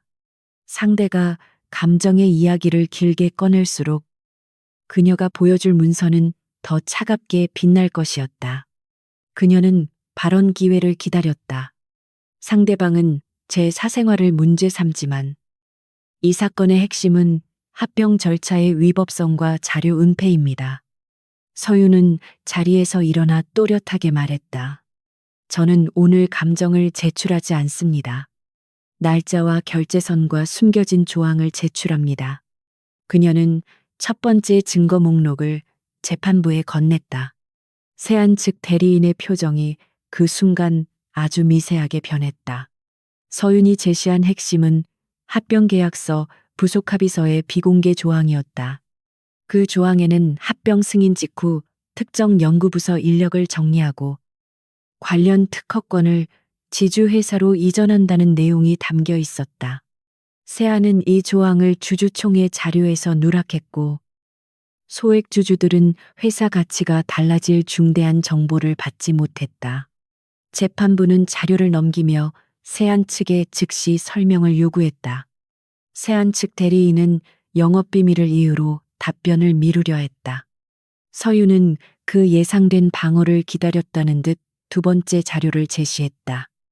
이 자료는 영업비밀이 아니라 주주 의결권 판단의 핵심 정보입니다. 그녀는 조용하지만 단호하게 말했다. 더구나 세안은 해당 조항을 숨긴 뒤 이미 인력 감축 대상자에게 개별 면담을 진행했습니다. 방청석에서 억눌린 탄식이 터졌다. 그 순간 강도연 회장이 방청석 앞줄에서 몸을 움직였다. 그는 공식 당사자로 출석하지 않았지만 누구도 그의 존재를 모를 수 없었다. 서유는 그를 바라보지 않고 마지막 자료를 읽었다. 세안 전략기획실의 사전 위험평가 보고서에는 소액주주 반발을 여론 문제로 축소하라는 지시가 있습니다. 그녀는 잠시 멈춘 뒤 덧붙였다. 법은 여론이 아니라 권리의 문제를 다룹니다. 재판부는 자료 보존 명령과 추가 제출 명령을 검토하겠다고 밝혔다. 짧은 신문이었지만 흐름은 완전히 바뀌었다. 세안 측 대리인은 더 이상 서윤의 과거만 물고 늘어질 수 없었다. 법정 밖으로 나오자 기자들이 몰려들었고 서윤은 처음으로 한 문장만 말했다. 이 사건은 누구의 연애사가 아니라 숨겨진 합병 조건과 침해된 권리에 관한 사건입니다. 기자들의 플래시가 터지는 사이 강도현 회장이 서윤 앞에 멈춰섰다. 그의 눈빛은 늙었지만 여전히 사람을 내려다보는 습관을 버리지 못했다. 한 변호사. 7년 전 일까지 들추면 당신도 다칩니다. 그는 낮은 목소리로 말했다. 서윤은 그를 정면으로 바라보았다. 이미 다친 사람에게 같은 협박은 효과가 없습니다. 그녀의 대답은 조용했지만 주변 공기를 가를 만큼 선명했다. 강 회장의 입가가 조금 굳었다. 그는 태준이 멀리서 다가오는 것을 보고 더 차가운 표정을 만들었다. 그래, 내가 그때 두 사람을 갈라놓았다. 그가 마침내 말했다. 그 인정은 사과가 아니라 계산된 선언이었다. 하지만 당신 어머니도 선택했지. 돈을 받고 당신이 태준을 떠나도록 돕겠다고 약속했다. 서유는 그 순간 법원 계단 위에서 발밑이 사라지는 느낌을 받았다. 제호장, 나를 먼저 알아본 사람. 강도연 회장의 말은 법원 계단 위에서 한서윤의 숨을 멈추게 만들었다. 어머니가 돈을 받았다는 문장은 7년 전 사진보다 더 낯설고 잔인하게 들렸다. 서윤은 회장의 얼굴을 보았지만 그의 표정에서는 죄책감이 보이지 않았다.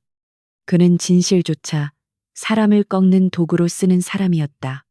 그래서 서윤은 그 자리에서 무너지지 않기로 했다. 강태준이 곧장 다가왔지만 서윤은 손을 들어 그를 멈춰 세웠다. 지금은 따라오지 마세요. 그녀의 목소리는 조용했지만 그 안에는 혼자 견뎌야 하는 사람의 결심이 있었다. 태준은 한 걸음 뒤에서 멈췄고 주먹을 천천히 풀었다. 그는 그녀가 더 이상 보호받는 방식으로 상처를 덮고 싶어 하지 않는다는 것을 알았다. 서유는 그날 밤 어머니의 작은 아파트로 갔다. 낡은 복도에는 삶은 채소 냄새와 오래된 난방의 열기가 섞여 있었다. 어머니는 문을 열자마자 딸의 얼굴에서 이미 모든 것을 읽었다. 그녀는 변명하지 않았고 먼저 눈물도 흘리지 않았다. 그 침묵 때문에 서유는 더 아팠다. 어떤 죄책감은 너무 오래되어 울음보다 먼저 늙어버렸다. 정말 돈을 받았어요. 서윤이 물었다. 어머니는 식탁 의자를 붙잡고 천천히 앉았다. 내 병원비와 빚 때문이었다고 말하면 네가 덜 미워할까 두려웠다. 그 대답은 사과도 아니고 변명도 아니었다. 서윤은 가방끈을 쥔 손에 힘을 주었다. 엄마는 나한테 선택할 기회조차 주지 않았어요. 그녀의 목소리는 낮았지만 아주 오래 참은 원망이 담겨 있었다. 어머니는 고개를 숙인 채 떨리는 손을 식탁 위에 올렸다. 그 집안 사람이 네 시험과 네 인생을 망치겠다고 했다. 그녀는 힘겹게 숨을 들이마셨다. 나는 그 돈을 받고 네가 떠나도록 설득하겠다고 했다. 하지만 네가 이미 그 문자 때문에 무너진 뒤였어. 서유는 그 말을 듣고 눈을 감을 뻔했지만 끝까지 버텼다. 그러면 왜 말하지 않았어요? 서윤이 물었다. 어머니는 처음으로 눈물을 흘렸다. 내가 가난해서 네 사랑까지 팔아버린 엄마처럼 보일까봐 두려웠다. 그 말은 서윤의 분노를 완전히 지우지 못했다. 그러나 분노 아래 있던 슬픔이 조금 다른 얼굴로 떠올랐다. 어머니도 그날 어떤 선택의 주인이 아니라 협박의 가장 약한 표적이었다.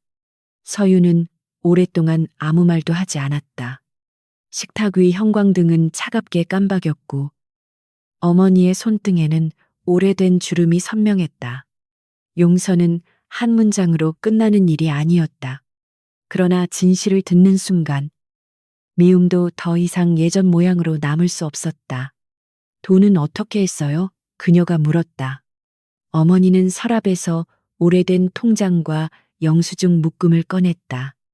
돈은 대부분 병원비와 빚 상환에 쓰였고 남은 일부는 그대로 보관되어 있었다. 어머니는 그것을 언젠가 돌려주고 싶었다고 말했다. 서유는 통장을 바라보며 7년의 가난과 침묵을 함께 보았다. 어떤 상처는 악에보다 무력함에서 태어났고 그래서 더 복잡하게 사람을 찢었다. 그녀는 통장을 닫고 어머니 앞에 조용히 밀어놓았다. 엄마를 오늘 용서할 수는 없어요. 서유는 천천히 말했다. 어머니는 고개를 끄덕였고 그 대답을 받아들일 준비가 된 얼굴이었다. 하지만 엄마가 내 적이 아니었다는 건 알겠어요. 그 말에 어머니의 어깨가 무너졌다. 서유는 안아주지 못했지만 떠나지도 않았다. 두 사람은 아주 늦은 밤까지 같은 식탁에 앉아 말하지 못한 세월의 조각들을 천천히 꺼냈다. 그 사이 태주는 세안그룹 임시이사회 앞에 섰다. 그는 더 이상 아버지의 허락을 기다리는 아들이 아니었다. 직무 정지는 여전히 유효했지만 주주들과 직원들의 여론은 빠르게 바뀌고 있었다. 서윤이 법정에서 공개한 자료들은 세안의 오래된 방식의 균열을 만들었다. 태주는 그 균열을 숨기지 않고 오히려 그 안쪽으로 직접 걸어 들어갔다. 그는 이사회의 지배구조 개편안과 피해 직원 복지관을 제출했다. 세안테크 합병은 외부 회계법인의 재평가를 거치고 부속 합의서는 전면 공개하기로 했다. 회장 비서실의 권한은 축소되고 내부 고발자 보호 체계가 새로 만들어질 예정이었다. 이사들은 처음에는 그를 미쳤다고 보았다. 그러나 시장은 은폐보다 회복 가능성을 더 높게 평가하기 시작했다. 가장 큰 충격은 태준이 일부 상속 지분 의결권을 공익신탁에 넘기겠다고 밝힌 순간이었다. 그는 권력을 지키기 위해 사랑을 포기했던 과거를 이제 권력을 내려놓는 방식으로 바로잡으려 했다.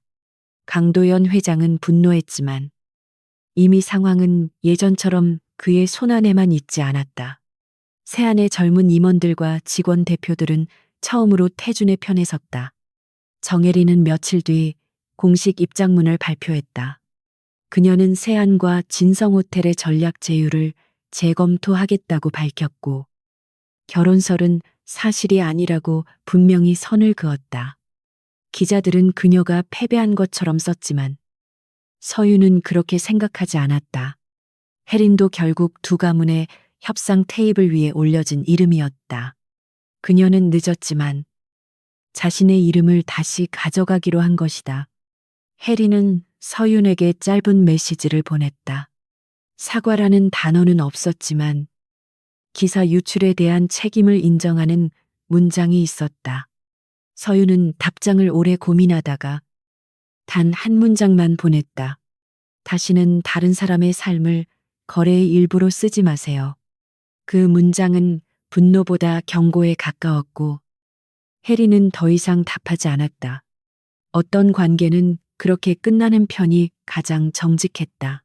소송은 몇 달 동안 이어졌지만 흐름은 이미 바뀌어 있었다. 법원은 세안의 자료 보존과 추가 제출을 명령했고 외부 감사 결과는 서윤의 주장을 뒷받침했다. 부당해고된 연구원 일부는 복직했고 소액 주주들은 손해배상 협상에서 실질적인 보상을 받았다. 세안은 처음으로 사과문을 발표했으며 강도연 회장은 모든 공식 직위에서 물러났다. 마지막 조정기일이 끝난 날 서윤은 법원 앞 계단에 혼자 섰다. 기자들은 이미 흩어졌고 겨울 끝에 바람이 코트 자락을 흔들었다. 박민주는 승소 서류를 들고 그녀 곁으로 다가왔다. 이제 정말 끝났네요. 그가 말했다. 서윤은 하늘을 올려다보다가 조용히 웃었다. 사건은 끝났어요. 다른 일들은 시간이 더 필요하겠죠. 태주는 그날 법원에 오지 않았다. 그는 서윤에게 축하 메시지도 보내지 않았다.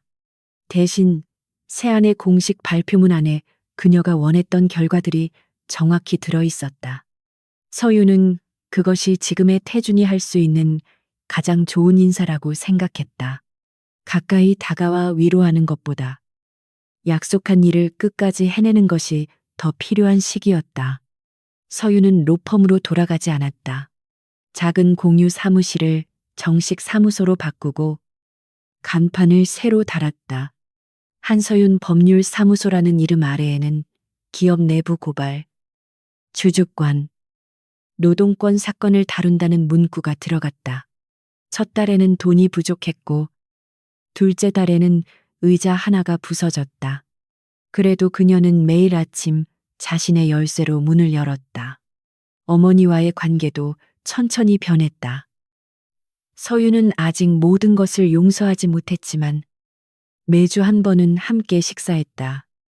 어머니는 더 이상 괜찮다는 말만 반복하지 않았고 서윤도 더 이상 상처 없는 딸처럼 굴지 않았다. 두 사람은 서로에게 늦은 진실을 건네는 법을 배웠다. 그것은 화해라기보다 함께 다시 배우는 생존에 가까웠다. 태주는 세안의 공동대표로 복귀했지만 예전과 같은 방식으로 권력을 쓰지 않았다. 그는 회장실을 비우고 일반 임원층으로 사무실을 옮겼다. 언론은 그 변화를 상징적 행보라고 불렀고 직원들은 처음에는 반신반의했다. 그러나 그는 오래된 비서실 라인을 해체하고 가장 먼저 내부감사 보고서를 전 직원에게 공개했다. 말보다 느린 행동이 사람들의 불신을 조금씩 줄였다. 두 사람은 가끔 같은 기사 안에 등장했지만 사적으로 만나지 않았다. 서유는 태준을 미워하지 않게 되었지만 곧바로 사랑한다고 말할 수도 없었다.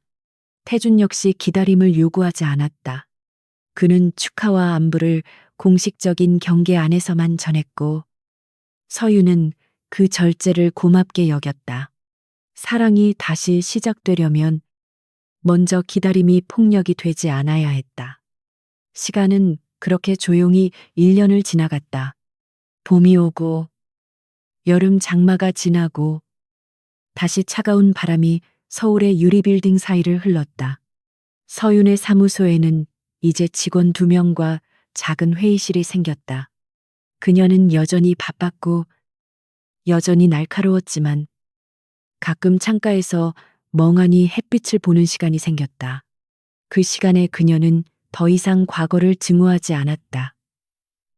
그해 겨울, 서윤은 공익재단 자선 경매 행사에 초대받았다. 내부 고발자 법률 지원, 기금 마련 행사였고 그녀의 사무소도 작은 후원자로 이름을 올렸다. 호텔 연회장은 화려했지만 행사의 공기는 예전 재벌가 파티보다 훨씬 덜 위압적이었다. 서유는 검은 드레스를 입고 조용히 입장했다. 그녀는 더 이상 그런 공간에서 자기 자리를 의심하지 않았다. 사람들 사이를 지나던 서유는 문득 누군가의 시선을 느꼈다.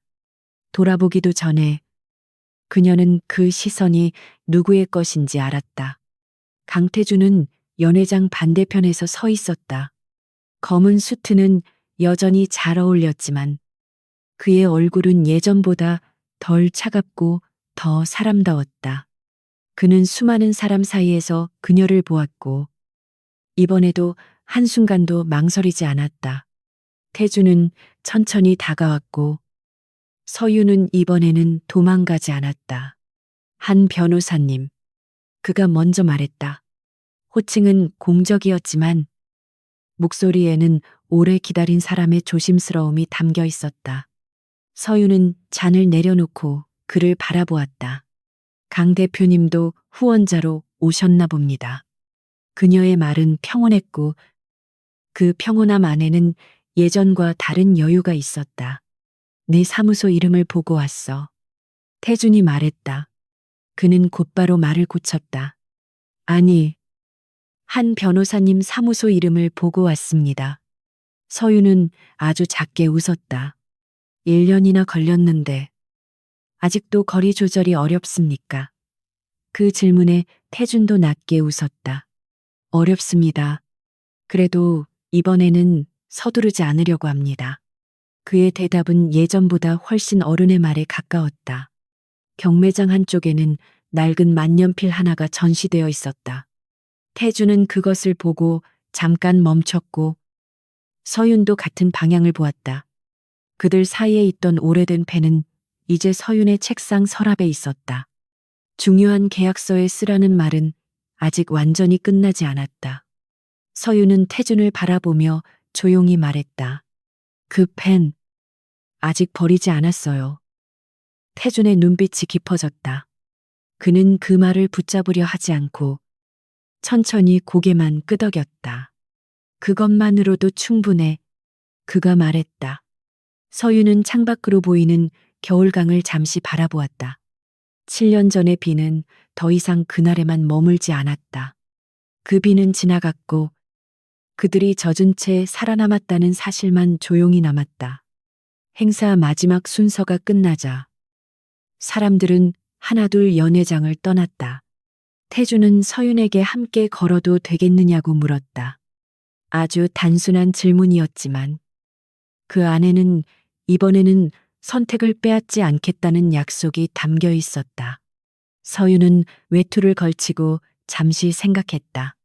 오늘은 호텔 앞까지만요. 그녀가 말했다. 태주는 웃지 않고 아주 진지하게 고개를 끄덕였다. 두 사람은 차가운 밤 공기 속으로 나란히 걸어 나왔다. 서울의 불빛은 여전히 높고 복잡했지만 서유는 더 이상 그 도시가 자신을 삼킨다고 느끼지 않았다.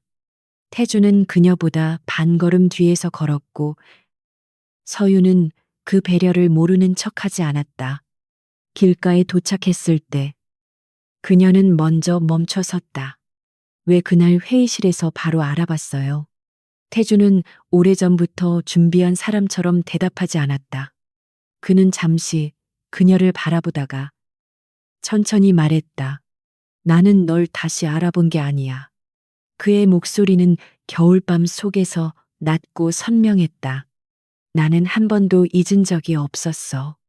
서유는 그 말을 듣고도 울지 않았다. 대신 아주 오래 묶여있던 숨을 조용히 내쉬었다. 택시가 도착했지만 서유는 바로 문을 열지 않았다. 그녀는 태준을 바라보며 부드럽게 말했다. 그럼 이번에는 천천히 기억해요. 우리가 잃어버린 것보다 앞으로 만들 수 있는 것을요. 태준은 그 말에 대답 대신 조용히 미소 지었다. 7년은 그들을 갈라놓았지만 같은 7년이 그들을 다시 만날 만큼 단단하게 만들었다. 서윤이 차에 오르자 태주는 창밖에서 한 걸음 물러섰다. 그는 더 이상 붙잡지 않았고 서윤은 더 이상 도망치지 않았다. 차가 천천히 움직이기 시작했을 때 그녀는 창문 너머로 그를 보았다. 수많은 사람 속에서도 그는 늘 그녀를 먼저 알아본 사람이었다. 그리고 이번에는 그녀도 그를 외면하지 않을 준비가 되어 있었다.